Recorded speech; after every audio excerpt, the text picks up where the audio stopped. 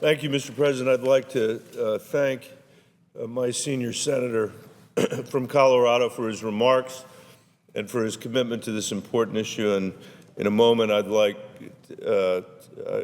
ask the chair for unanimous consent to speak for 7 minutes on the same topic. Without objection, so ordered. Thank you, Mr. President. I'd also ask unanimous consent that Laura Pence, Rena Shaw, and Stephanie Artoon, all legislative fellows in my office, be granted floor privileges for the remainder of the session. Without objection, so ordered. Thank you, Mr. President. Mr. President, I rise today to speak briefly about the disaster bill that's in front of the Senate and to address an issue of enormous importance to the people of Colorado.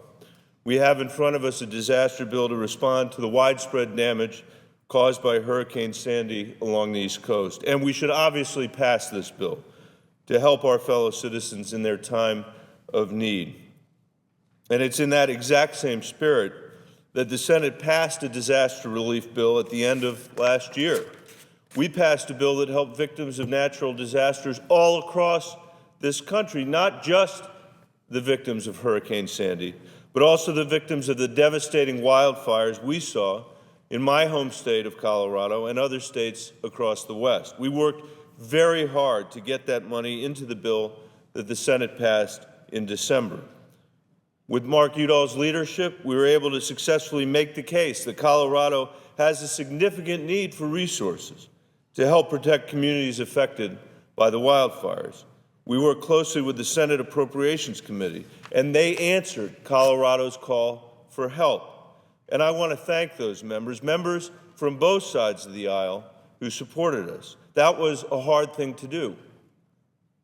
It was a hard thing to do. But in the end, the idea that we're all in this together prevailed. But the House let that bipartisan bill die at the end of last session, and Congress had to start anew. And now here we are, asked to consider a House-passed bill that leaves Colorado behind. A bill where the House arbitrarily stripped out the money that would help our struggling communities in Colorado. And now we're told that this bill is unamendable. We're told that the House has drawn a line in the sand and won't take any changes. And like my senior senator, I'm stunned by this and profoundly disappointed. So let me tell you what this means for the people of Colorado. The Waldo Canyon and High Park fires from the summer of 2012 were the first and second most destructive fires in Colorado's history.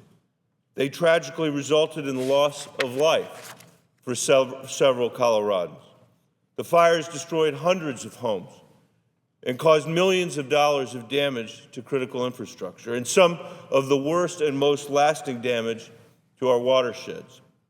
And as anyone from Colorado or the West knows, our watersheds and the clean water they provide are the lifeblood of our communities.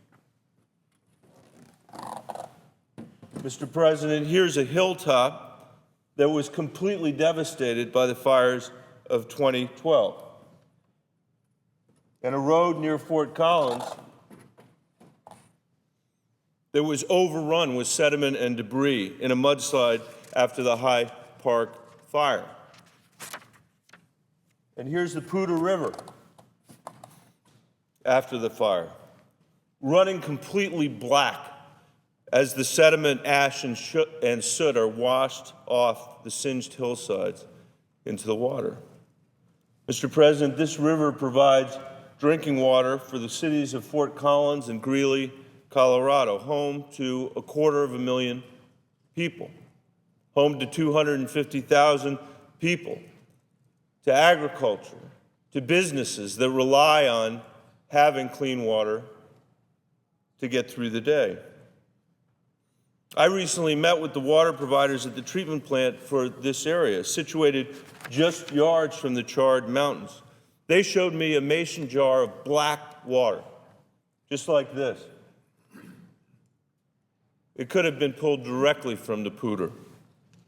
And that's unfortunately because of our inaction and our foolishness, our short-sightedness. That's what communities can expect if we don't start recovery work in these watersheds. The resources provided under the USDA's Emergency Watershed Protection, EWP program, would directly help these communities in Colorado. We fought for those resources for the EWP program in the Senate bill last December, and reason prevailed. Republicans and Democrats came together and said, we understand that the people of Colorado need this, that they need our help. And I want to thank again our friends on the Senate Appropriations Committee for helping to make that happen. Yet we stand here today with a bill that doesn't include these funds. The funding stripped out while an unmet need of $20 million persists in Colorado alone. And it's not just our state. There are 51 other projects across 19 other states that need these resources to recover from their disasters. This is a major national issue, and it's crazy that we're standing here in this position today.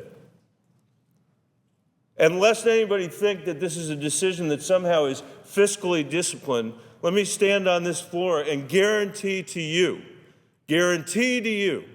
that as these hillsides wash into the river in the spring snowmelt, that the cost of restoring these water treatment plants, the cost of making sure that we have clean water, will dwarf the $20 million we're talking about today.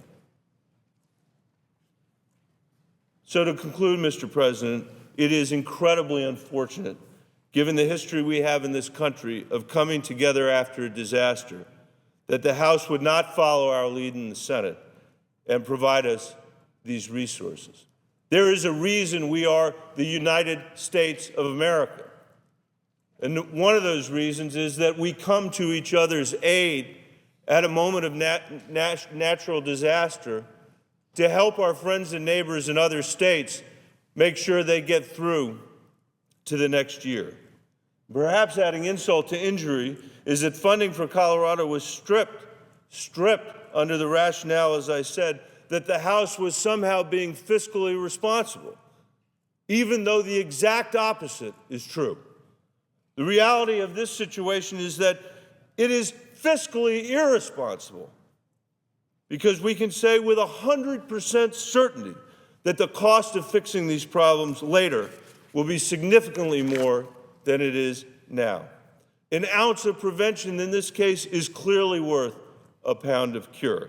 Any household or small business would understand that making these investments today is the right move, instead of just waiting for the next disaster to happen, instead of waiting for matters to get worse, although that's the habit of this town, as the presiding officer will come to learn. The House couldn't put rigid ideology aside and do something for the country as a whole. Mr. President, I'm not going to oppose the Sandy bill. We need to help out our fellow citizens on the East Coast. But this is a real head-scratcher for me, and I know for the senior senator from Colorado, even for this place. And we're going to continue to work with our colleagues in the Senate to get these resources signed into law. But the fact is, we had it done. We had it done in the United States Senate in a bipartisan way, with the help of our friends on the Appropriations Committee, with the Republicans and Democrats on this Senate floor, and the House of Representatives let Colorado down. And now we're going to have to go back and find a way to make it right. With that, Mr. President, I yield the floor.